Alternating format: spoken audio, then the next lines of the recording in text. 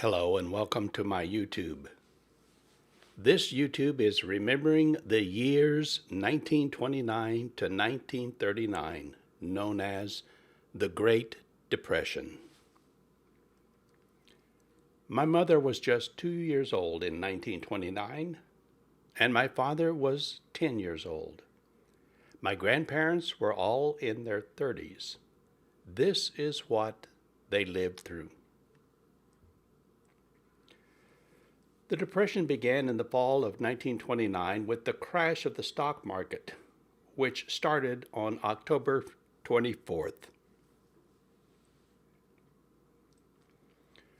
Within 3 days, the stock market had crashed 30%.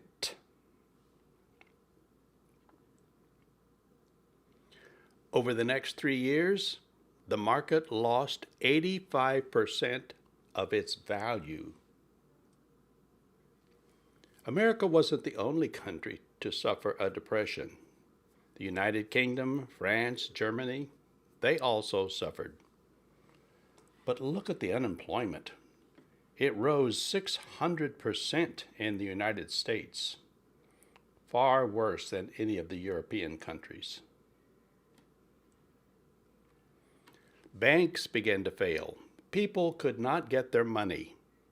By 1933, 11,000 of the nation's 25,000 banks had failed, and there was no FDIC, Federal Deposit Insurance Corporation, back then. So when the bank collapsed, you just lost all your money. Sorry. During the bleakest point of the Great Depression, about 25% of the U.S. workforce was unemployed. Even upper middle class professionals such as doctors and lawyers saw their incomes drop as much as 40%. Families who had previously enjoyed economic security suddenly faced financial ruin. The average American family lived by the Depression-era motto, use it up, wear it out, make do, or do without. Many tried to keep up appearances and carry on with life as close to normal as possible while they adapted to the new economic circumstances. Households embraced a new level of frugality in daily life. They kept kitchen gardens. They patched worn-out clothes. And they stopped going to the movies as they struggled to retain ownership of their home or their automobile. I mean, think about it. You're unemployed, you've lost your job, but you have a mortgage and you have a car payment and you have no income whatsoever. How do you maintain control and ownership of a home and a car with no payments? Potlucks were the norm. Potlucks were often organized by churches, and they became a popular way to share food and a cheap form of social entertainment. Get together with all of your friends and neighbors and share what little food you had. Most people started raising thrift gardens. Detroit's thrift garden program provided food for about 20,000 people. Experienced gardeners and farmers could be seen showing former office workers who were still dressed in their white button-down shirts and slacks. They showed these businessmen how to cultivate their plots. Here you see, here's a businessman in his suit with his hat, out there learning how to garden. The average American family didn't have any extra income to spend on leisure activities during the 1930s. Before the Depression, going to the movie theater was a major pastime. But fewer Americans could afford this luxury after the stock market crashed, so more than 1/3 of the cinemas in America closed between 1929 and 1934. Miniature golf courses thrived. Miniature golf came to be known as the madness of 1930. 30,000 mini golf courses appeared in places like city parks and the basement of hotels and in the exercise yards of prisons and on the decks of ocean liners. They popped up everywhere. There were books and magazine articles published showing you how to set one up. And they were cheap. It only cost $0.25 to play golf. People chose to spend time at home.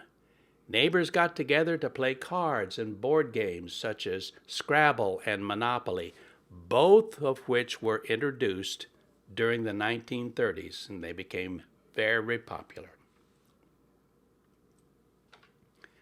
The radio also provided a free form of entertainment. By the early 1930s, most middle-class families owned a home radio, and comedy programs such as Amos and Andy and soap operas and sporting events and swing music distracted listeners from everyday struggles. Women entered the workforce in increasing numbers. Some families maintained a middle-class income by adding an extra wage earner when the wife went to work too. Despite widespread unemployment, the number of married women in the workforce actually increased. Some people criticized married women for taking jobs when so many men were out of work, though women often took clerical or sales clerk or teaching positions that weren't seen as socially acceptable for the men at the time. Housewives wore practical house dresses at home, often homemade from flour and feed-sacked fabrics. A clever version was the Hooverette house dress, which was a reversible wrap style. I remember as a young boy, my grandfather would take seed or corn to the elevator and they would grind it into flour and they put it in these sacks, and the sacks looked like this, and he would bring it home, and my grandmother would take the sacks and she made dresses and quilts out of these flour and feed sacks. That was in the late 40s. Home canning was a means of survival for many families during the Depression. So fresh fruits and vegetables canned in the summer and fall provided enough wholesome food to last until a new garden was planted the following spring. And once again, in the late 40s as a little boy, I remember my mother and my grandmother canning. I still remember those pressure cookers. I was afraid of the pressure cooker because it hissed and steamed and made a lot of noise. Prior to the Great Depression, most Americans had negative views of government welfare programs and refused to go on welfare. In some small towns, local newspapers published the names of welfare recipients. While attitudes towards government assistance began to change during the Great Depression, going on welfare was still viewed as a painful and humiliating experience for many families. The stress of financial strain took a psychological toll, especially on men who were suddenly unable to provide for their families. The national suicide rate rose to an all-time high in 1933. Then by the beginning of World War II, it had dropped back to normal. Marriages became strained, though many couples could not afford to separate. Divorce rates dropped during the 1930s, though abandonment increased. Some men deserted their families out of embarrassment or frustration. This was sometimes called a poor man's divorce. You just packed a suitcase, walked out the door, and never looked back. It is estimated that more than 2 million men and women became traveling hobos. Many of these were teenagers who felt they had become a burden on their family, so they left home in search of work. Riding the rails, which was illegally hopping on freight trains, became a common yet dangerous way to travel. Those traveling the country in search of work often camped in Hoovervilles. These were shanty towns named after Herbert Hoover, who was president during the early years of the Great Depression and who did nothing to stop it. This is what a shanty town looks like. These tiny little houses built out of scrap lumber and scrap metal, just big enough for a chair and a bed. Violent crime initially spiked during the first few years of the Great Depression, but nationwide rates of homicide and violent crimes began to fall sharply between 1934 and 1937. So here's 1926 when the Depression began, and you can see the crime rate went up and then began to fall back down. Schools were considered a luxury for low and middle income children. Schools were overpopulated, underfunded, and an estimated 20,000 schools in America closed. Transportation was an issue. There were no school buses or cars, so children had to walk for miles back and forth to even get to schools.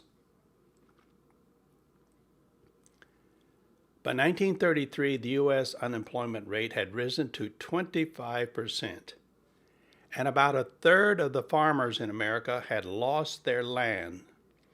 11,000 out of 25,000 banks had gone out of business.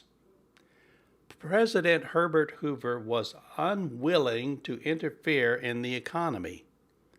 But finally, in 1930, he signed the Smoot-Hawley Tariff Act, which worsened the Depression. The Tariff Act of 1930, also known as Smoot-Hawley, those were the name of the two politicians who introduced the bill. This was a protectionist trade measure signed into law by President Hoover on June 17, 1930. The act raised tariffs on over 20,000 imported goods in an effort to shield American industries from foreign competition during the onset of the Great Depression, which started in October of '29. So Hoover signed the bill against the advice of most senior economists. He was yielding to pressure from his party and business leaders. It was intended to bolster domestic employment and manufacturing. The tariffs instead deepened the Depression because the U.S. trading partners retaliated with tariffs on their own, leading to U.S. exports and global trade plummeting.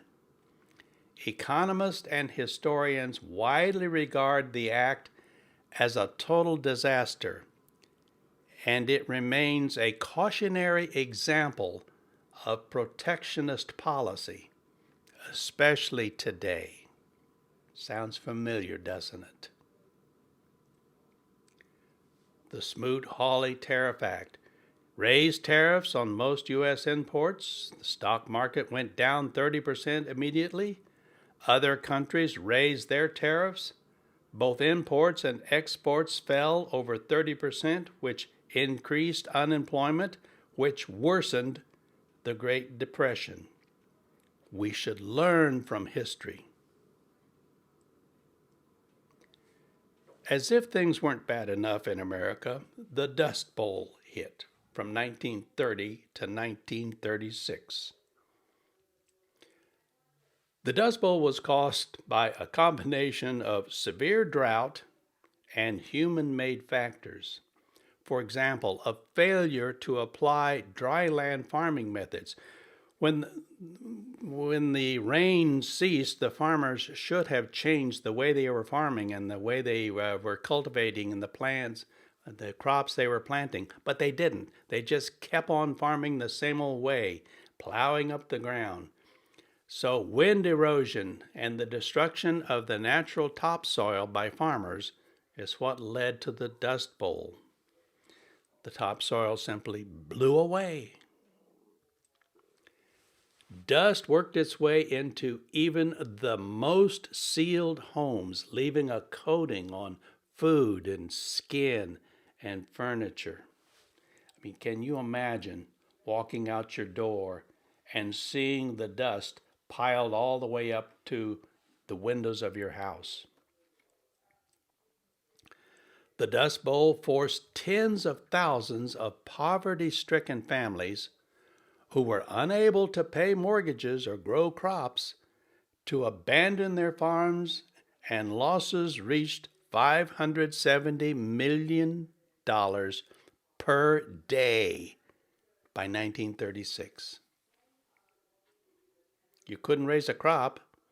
The bank wanted their loans. You couldn't pay, so the bank foreclosed on you. This is what it looked like to be a farmer. This is considered probably the most famous photograph taken of the Depression era, and it's titled Migrant Mother. And years later, they were able to identify who this woman was. Let me tell you the story of this, the most famous photograph of the Depression.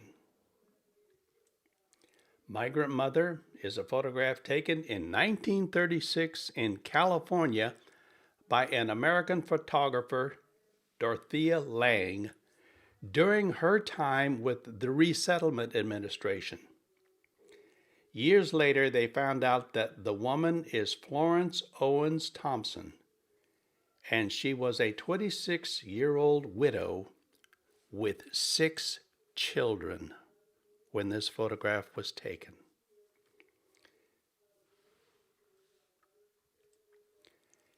$86,000 families, often called Okies, because many of them came from Oklahoma, migrated to California, only to find that the Great Depression had rendered economic conditions in California little better than those they had left behind in Oklahoma.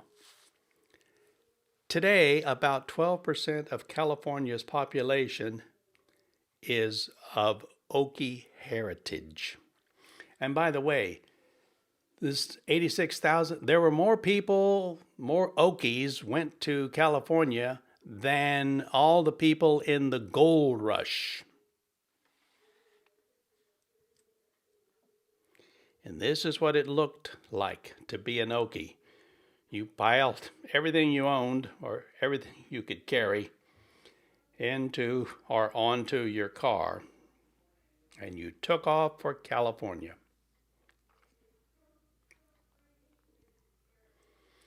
Over 3.5 million people moved out of the Great Plains during the Dust Bowl. Beginning on May 9, 1934, a strong 2-day dust storm removed massive amounts of Great Plains topsoil in one of the worst storms of the Dust Bowl. The dust clouds blew all the way to Chicago, where they deposited 12 million pounds of dust on downtown Chicago. This is an actual photograph where you can barely see the skyline. So, what were the most popular radio shows during the Great Depression? Abbott and Costello.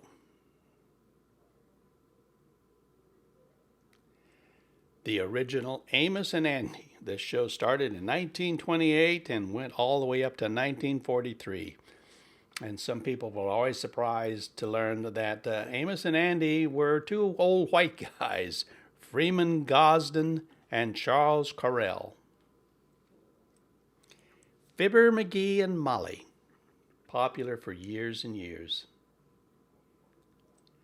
Jack Benny and his wife Mary and his sidekick Rochester. Flash Gordon, popular with children.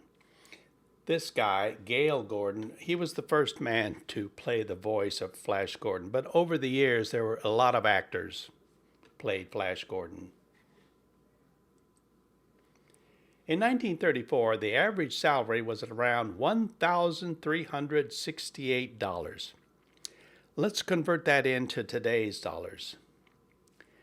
Today, that's still only $31,315. How does that stack up with the real average salary in America? Well, it depends on where you live. In Mississippi, right now, the average salary is $47,000 a year. But if you live in Massachusetts, the average salary is $80,000 a year. So, $31,000 would be a pretty lousy salary, even in today's standards. A new Ford cost around $550 in 1934. How much is that?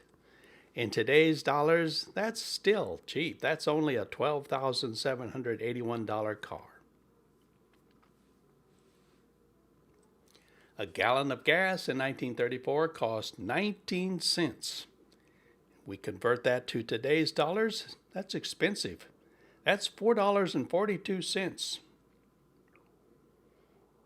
I paid $2.63 a couple of days ago at Costco. Franklin D. Roosevelt is elected president in November of 1932. Okay, November.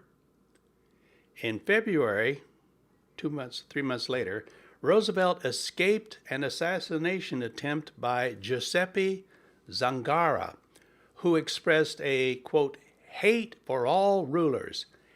As he was attempting to shoot Roosevelt, Zangara was struck by a woman with her purse. So he instead mortally wounded Chicago Mayor Anton Cermak, who was sitting next to Roosevelt. So this is the guy.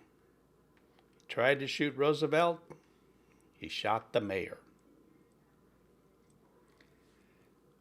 Franklin Delano Roosevelt became president in March of 1933. And he started doing things. The CCC, the Civilian Conservation Corps, this was a voluntary government work relief program, and it ran from 1933 to 1942 in the United States. This is for unemployed, unmarried men ages 17 to 28. And the CCC was a major part of President Roosevelt's New Deal that supplied manual labor jobs related to the conservation and development of natural resources in rural lands owned by federal, state, and local governments. So they worked in parks and national forests all over the United States. The CCC. The WPA, the Works Progress Administration, ran from 1939 to 43. This was also part of the New Deal program. This employed millions of job seekers, mostly men who were not formally educated, to carry out public works projects, including the construction of public buildings and roads. See this picture? This is a library, and it is the library in my little hometown of Tuscola, Illinois. It was built by the WPA, along with hundreds of other libraries in towns all across America. The WPA also hired thousands of artists, paying them to create murals, paintings, sculptures, and other art forms, aiming to stimulate the economy and provide jobs. So you can go into thousands of post offices across the United States, and there are murals in there, and those were probably painted by an artist paid by the WPA. Aha, the Tennessee Valley Authority. This was created by Congress in 1933 as part of Roosevelt's New Deal. Its initial purpose was to provide navigation, flood control, electricity generation, fertilizer manufacturing, regional planning, and economic development to the Tennessee Valley. This was a region of the United States that had suffered from a lack of infrastructure and even more extensive poverty during the Great Depression, greater than other regions. They just didn't even have electricity in here.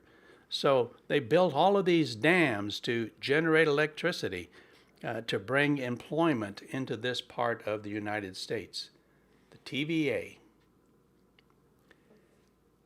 In June of 1932, nearly 20,000 World War I veterans from across the country marched on the United States Capitol to request early payment of cash bonuses for their military service that weren't due to be paid until 1945. So let me stop here.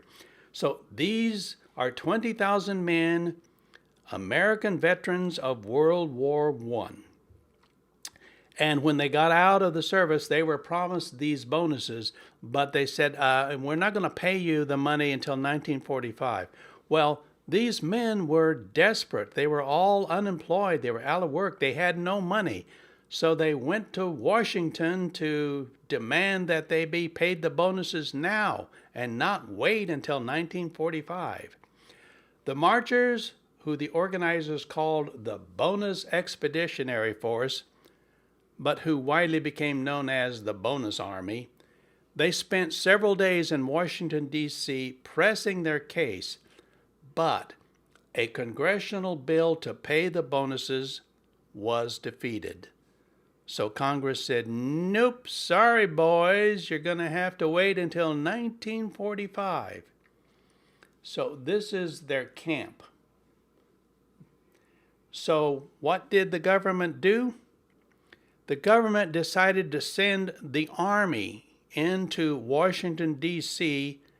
to drive these men away. So, on July 28th, United States Army troops and tanks, commanded by General Douglas MacArthur, dispensed the marchers and destroyed their makeshift camps in the city. So they sent in the soldiers with gas masks and tear gas, and they drove away these guys and beat them up with clubs, and then they burned their tents where they were living. Their purpose was to drive them out of Washington, D.C., to send them home by whatever means was necessary. Now, I want to share this with you. I think this is one of the great ironies of American history. I've already told you that General Douglas MacArthur, one of the two most famous and most honored generals of World War II, he was in charge of the armies. So he gave the orders to burn down the tents and use tear gas and drive these veterans out of Washington, D.C. Some of you, when you look at this picture, you may recognize this guy. I did. I'm old enough to know exactly who he was. This is a colonel. He is General MacArthur's aide, and his name was Dwight David Eisenhower.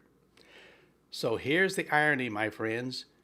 America's two greatest generals of World War II, the man who beat the Japanese in the Pacific and was the supreme commander, and Eisenhower, who was the Allied supreme commander in Europe, these two great generals were in charge of driving 20,000 veterans out of Washington, D.C. How ironic is history? The Roosevelt administration created dozens of organizations and agencies to help Americans recover from the Depression. They became known as the alphabet agencies. And I'm not going to dwell on this, but I want to show you just a list of all of these agencies that were created. You ready? Let's start. Agriculture Adjustment, Bituminous Coal, Civil Aeronautics, Civilian Conservation, Civil Works, Farm Credit, Federal Communication, Federal Crop Insurance. This is still around.